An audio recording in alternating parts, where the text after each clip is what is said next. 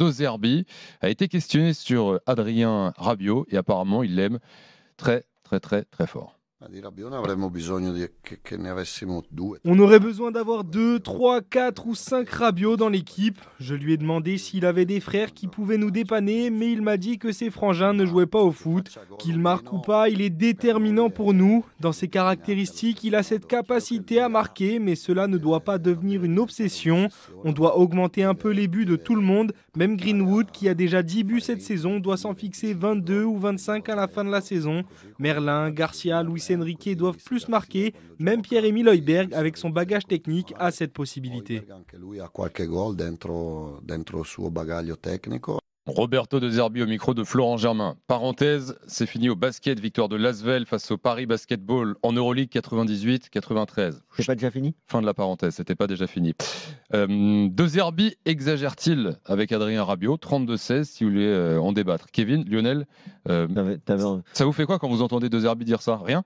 Non, mais t'avais envie de nous faire une petite polémique Adrien Rabiot là ? Non. Non, mais parce que bien sûr que c'est de la communication de la part de l'entraîneur marseillais. Alors je rappelle quand même que même si Daniel pense que c'est un joueur average, c'est un joueur moyen, moyen pour le très haut niveau en tout cas. Adrien Rabiot, il vient quand même de la Juve. Adrien Rabiot, il est international français. Adrien Rabiot, ça reste un joueur qui, alors peut-être qu'on ne se l'est pas arraché à cette intersaison, certes, mais ça reste quand même un très bon joueur pour une équipe de l'Olympique de Marseille qui était quand même en manque de joueurs de classe internationale, même s'ils ont réussi à récupérer Pierre-Emile Højbjerg, quand même capitaine du Danemark. Aujourd'hui, moi je suis complètement d'accord avec De Zerbi. S'il pouvait avoir 2, 3 joueurs, peut-être même 4, comme Adrien Rabiot, dans la stature, dans le profil, même dans le CV. Oui, mais tu me parles de CV, de stature, mais depuis son arrivée à l'OM. Mais c'est un joueur qui est titulaire. Il n'a pas prouvé ces 4-5. C'est un joueur qui est titulaire indiscutable. C'est un joueur qui a pas joué au foot pendant 4 mois, qui s'est entraîné tout seul. Il faut retrouver le rythme, il faut retrouver quand même. La Ligue 1, c'est très exigeant physiquement, même si c'est une grosse machine, justement, en plus. Alors, il a rejoué avec l'équipe de France, ça lui a fait du bien. Il est en train de redevenir un joueur et un sportif de haut niveau en termes d'intensité, de répétition des efforts. Et aujourd'hui, Adrien Rabiot, ce sera jamais Zidane, ce sera jamais Thierry Henry qui va te mettre des sprints à haute intensité ou qui va te faire des passes D incroyables. En tout cas, c'est un joueur qui, pour un collectif, est ultra important. C'est quand même lui qui était censé remplacer un certain Matuidi, que ce soit en équipe de France ou au Paris Saint-Germain. C'est dire, Matuidi, c'était un joueur de l'ombre. Et ben Rabiot, il a un petit peu plus d'élégance, mais c'est aussi un joueur de l'ombre. C'est pas un mec que tu vas voir en premier sur la feuille de match. Lionel, tu es d'accord avec Kevin ? Allume ton micro, s'il te plaît. Voilà. Pardon, je pense qu'il a noyé un petit peu le poisson De Zerbi parce que il a parlé de son apport pour marquer des buts. Pour moi, ça va au-delà. Ça va au-delà de ça. Je pense qu'il a un apport aussi dans le vestiaire dont il a fait justement exprès de ne pas parler. C'est-à-dire qu'il est arrivé et quand je vois, c'était un pari de prendre Rabiot pour moi, pour cette équipe de l'OM. Un pari comme j'en ai vécu dans ma carrière, comme la GIA l'a fait avec Enzo Schifo, comme la GIA l'a fait avec Laurent Blanc. Des mecs qui étaient complètement dans une dynamique négative et qui revenaient pour se relancer, pour faire quelque chose. À la différence près, c'est que Enzo, après, a rebondi. Et les deux sont allés à l'Inter, je crois d'ailleurs, après être passés chez nous. Lolo, c'est sûr. Enzo, ça pourrait être le cas de Rabiot aussi, par exemple. Et alors, je ne sais, non, je pense que Rabiot va plus s'inscrire dans la continuité parce que c'est pas la JOCR, ça reste l'OM. On n'est pas quand même sur le même. Si dans un an ou deux il peut aller à l'Inter, je suis pas sûr qu'il va dire non. Je crois pas. Moi, je le vois rester et vraiment aller jusqu'au bout et pourquoi pas finir sa carrière ici. Et donc, je pense qu'au-delà de ses caractéristiques techniques, physiques et tout ce que disait Kevin, je suis complètement d'accord. C'est un mec de classe internationale qui a remplacé des joueurs, qui est capable de défendre très haut, de marquer des buts, de donner beaucoup de ballons. Ça, on l'a pas vu à Marseille, les gars. Là, vous me refaites son CV, mais oui, il a mis un but. C'est très compliqué. Tu peux regarder les résultats de l'OM depuis qu'Adrien Rabiot est là, hors le match de PSG ?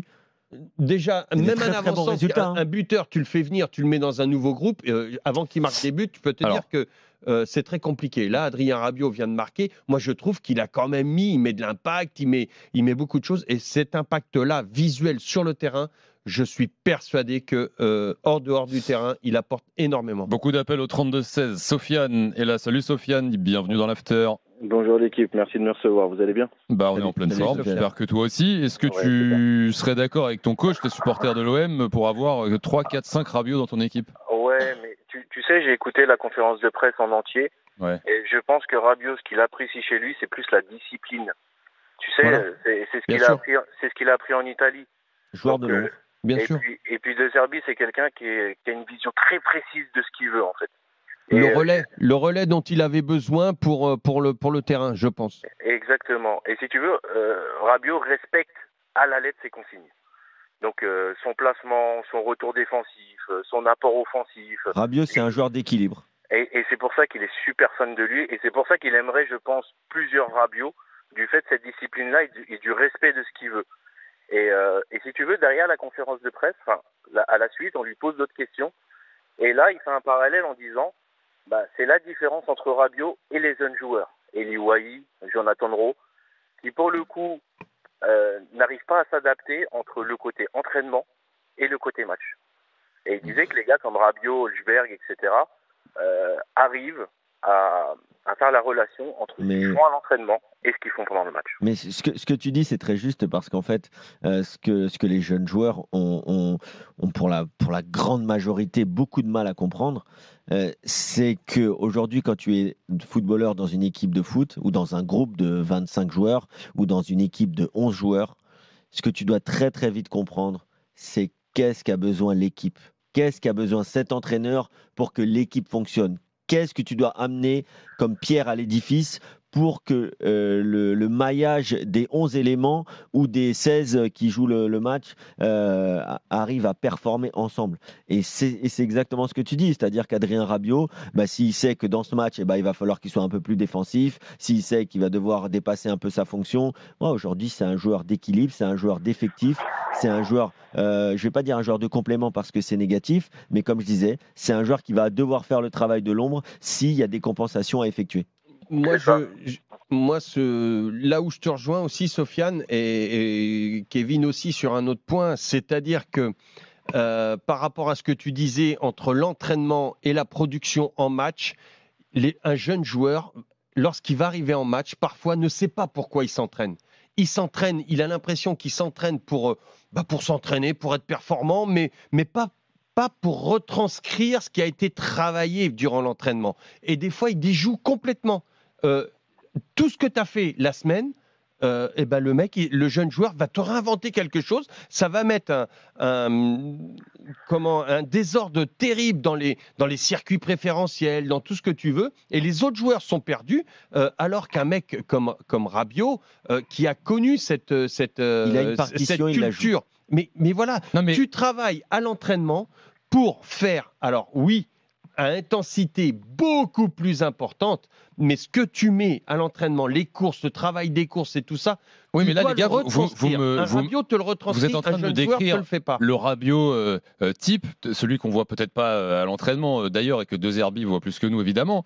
Mais ça, ok, c'est très bien, c'est sur le papier, son expérience, ce type de joueur. Les autres joueurs le voient à côté. D'accord, mais après il y a la prestation finale, ce qu'on voit le week-end sur le terrain. Et pour l'instant, ce qu'on voit de Rabiot le week-end sur le terrain, ça mérite pas d'avoir 4 ou 5 Rabiot dans cette équipe.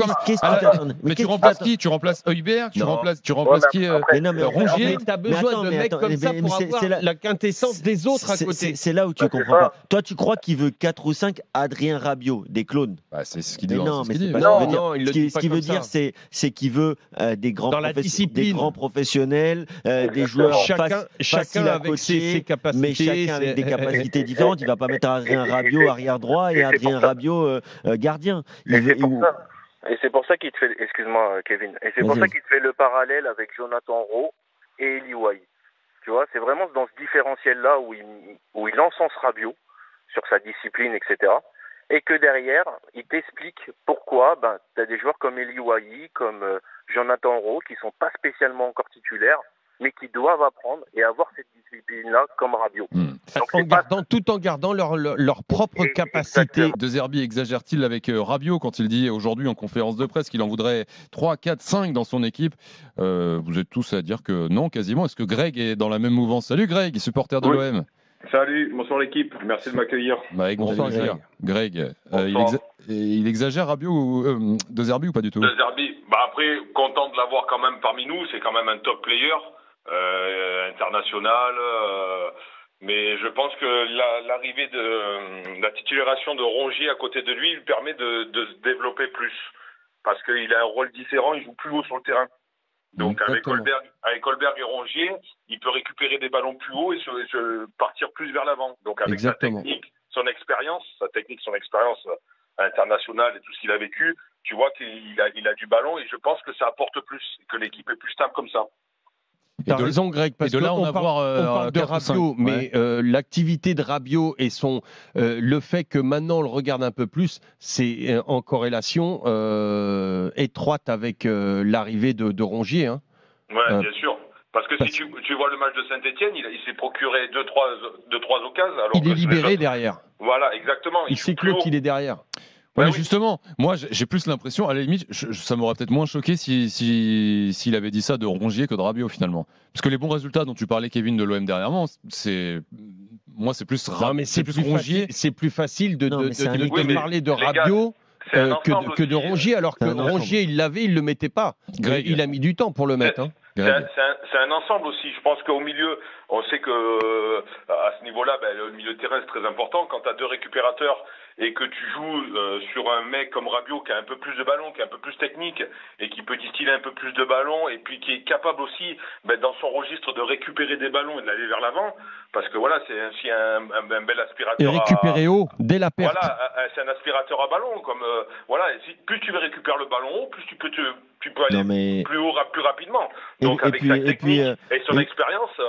Et puis d'une certaine manière, est-ce qu'on peut dire que quand tu as un Kondogbia dans la même équipe, dans le même 11, tu as Kondogbia, tu as Pierre-Emile Højbjerg, tu as Adrien Rabiot et Rongier. Mais au final, tu les as, tes 4 Rabiot. Tu as 4 milieux de terrain qui sont assez polyvalents, qui ont plutôt de l'expérience, qui ont une technique quand même assez au-dessus de la moyenne.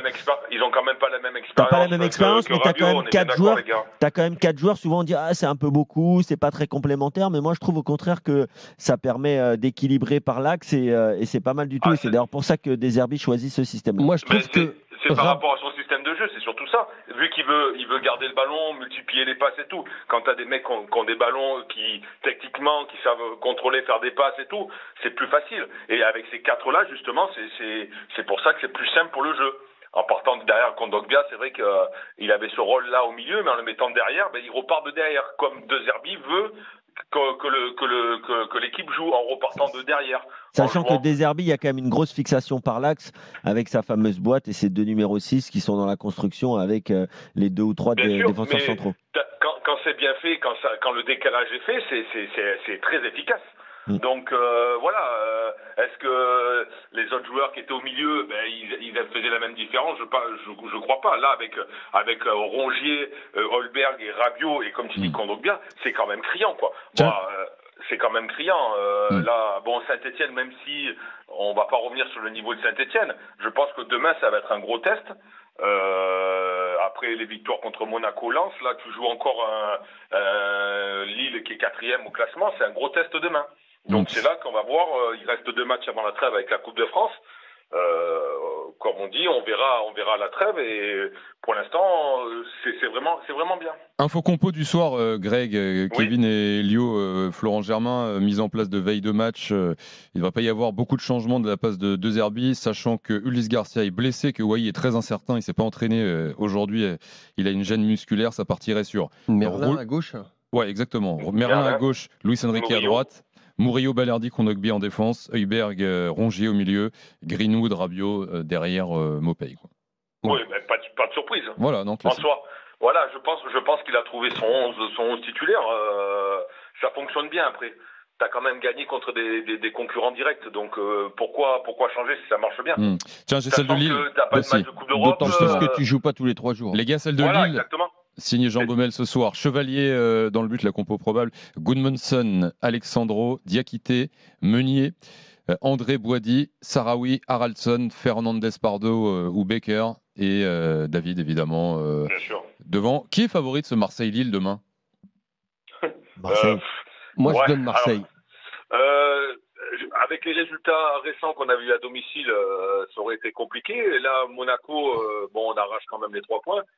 Voilà, moi, ça serait important de ne pas perdre demain. Si on peut gagner, tu prends de l'avance sur un concurrent direct. Je pense, là, à la forme actuelle, je pense que c'est l'OM. Après, avec la fatigue de Lille qui enchaîne les matchs. D'ailleurs, les temps s'en est plein après le match de la Coupe d'Europe cette semaine. Ils ne trouvaient pas ça normal d'être programmé demain à 17h. On est d'accord, c'est toujours pareil. Mais bon, après, moi aussi, j'aimerais bien que l'OM joue tous les 3 jours et qu'ils soient fatigués comme eux. Quoi. Marseille est guéri au Vélodrome, Greg, parce qu'il y a encore 8 jours, c'était un sujet, 2 semaines. Et on a l'impression qu'il y a eu la victoire, ça a tout balayé, mais vous avez encore un doute.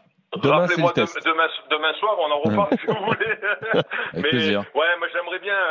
Après, on est quand même la meilleure équipe, je crois, en Europe. Après, c'est vrai que moi étant tous les week-ends au Vélodrome, j'aimerais aussi voir des victoires à domicile et voir du spectacle surtout. Quand tu dis la meilleure équipe d'Europe, t'as pas été au bout de la phrase, je pense qu'il manque un bout. À l'extérieur. Et justement, moi, c'est pour ça que je donne l'OM favori, moi personnellement, tout simplement parce que cette équipe de Lille est une équipe joueuse qui est capable de garder le ballon, un peu comme quand l'OM va à l'extérieur, où parfois il tombe sur des équipes qui gardent la balle, et là il y a l'explosivité, les transitions offensives qui les aident beaucoup, et je trouve cette équipe, et parfois, je pense, c'est pas parfois, 90% du temps, être au stade Vélodrome, tout le temps encouragé, aller de l'avant, ils en oublient d'avoir ces compensations défensives et tout ça, et ils se font prendre en contre. Là, ça ne sera pas le cas demain, je pense pas. À l'heure actuelle, vaut mieux jouer contre une équipe qui joue au foot, et tu as plus de chances d'avoir des résultats que d'avoir je pense. Et surtout au Vélodrome. Qui ferme le jeu, et surtout au Vélodrome, qui ferme le jeu, et tu as l'impression de voir toujours les mêmes matchs, tu n'arrives pas à marquer, puis tu prends un but sur un contre, et puis tu te fais avoir. Moi, c'est comme ça que je vous vois. Ouais. Voilà, on a l'impression de voir toujours les mêmes matchs. Tu pousses, ça descend, et puis après, si tu as des joueurs devant, on l'a vu contre Auxerre, ça allait très vite devant, tu as pris 3 buts quasiment en contre. Ouais, donc, mais Auxerre, c'est un mauvais exemple, Greg. C'est injouable, Auxerre. Auxerre, c'est le Brésil. Il y a un truc sur le match de demain, c'est que Lille. C'est que tu n'as qu'un seul Rabiot. Non, c'est que Lille, c'est une équipe qui n'a pas énormément de vitesse offensivement. Par exemple, Auxerre, ça va à 2000 devant. Donc en fait, les Lillois, c'est quand même une équipe qui est très à l'aise, notamment dans le dernier tiers, sur des petites combinaisons. Mais c'est pas des mecs qui ont des TGV qui peuvent te prendre en compte. On les a vus contre Francfort, ils avaient les opportunités, mais ils n'avaient pas. Je préfère qu'ils jouent contre des équipes qui jouent au foot et qui sont offensifs et tout. Bien sûr. Des équipes qui mettent le bus derrière et que après sur un exploit ou une erreur défensive, comme on a vu Kondogbia rater un ballon comme un U11, à la sortie, tu te fais avoir quoi. Et tu as l'impression de voir toujours les mêmes matchs. Tu pousses, tu marques pas tes occasions et puis derrière tu prends un but en contre. Et on verra demain, rendez-vous à 17h sur RMC pour ce Marseille-Lille. Les Grecs dans l'after, si tu veux, on sera là demain soir pour débriefer. Moi, je serai au stade. Si vous voulez m'appeler après, avec grand plaisir. Bon match. J'espère il y aura du monde. Sourire. Allez, ça marche. Salut Greg. Merci les gars. Bonne soirée. Ciao. Bruno sur le direct studio qui écrit Marseille joue un Lille qui a eu moins de 3 jours de repos après son match de Coupe d'Europe. Marseille favori car ne joue pas tous les 3 jours. Tu peux m'expliquer là pourquoi on ne fait pas une reprogrammation parce que on est tout le temps en train de se plaindre. Les droits télé. Simplement, droit télé. Alors on est bien content. On a des équipes qui jouent le jeu à 300%, des équipes européennes qui jouent le jeu à 300%. Lille notamment qui vient de jouer le jeu. On veut vendre notre football à l'international.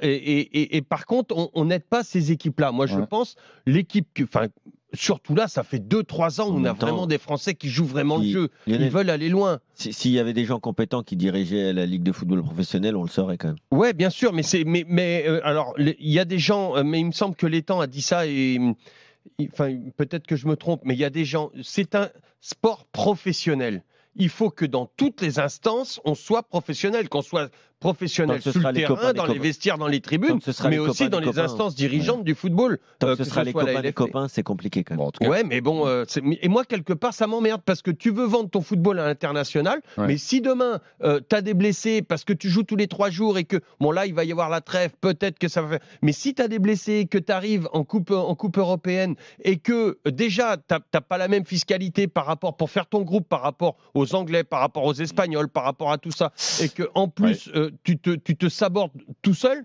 quelque part, il va falloir qu'on change les mentalités. Tant que la soupe est aussi bonne, ce sera difficile de changer. Donc Olivier Létang, le président de Lille, qui s'est plaint de cette semaine de la programmation. Il n'a pas toujours raison, à mon avis, mais là, il n'a pas tort. On ne sait plus. On sait pas contre qui on avait voté. Il a quand même souvent raison. On ne sait pas pour qui il avait voté à la LFP, Olivier Létang. Après, lui, il partait du principe que le candidat qui était en face n'avait pas de grande chance de gagner, si j'ai bien compris. Il avait voté là-bas. Mais en effet, il avait voté pour 23h43, quelques messages dans le chat. Elsa écrit l'OM favori, mais de peu. Match équilibré, nous dit Nabil. Bam Bam au Vélodrome, c'est un peu terre brûlée, l'OM. On verra ça demain.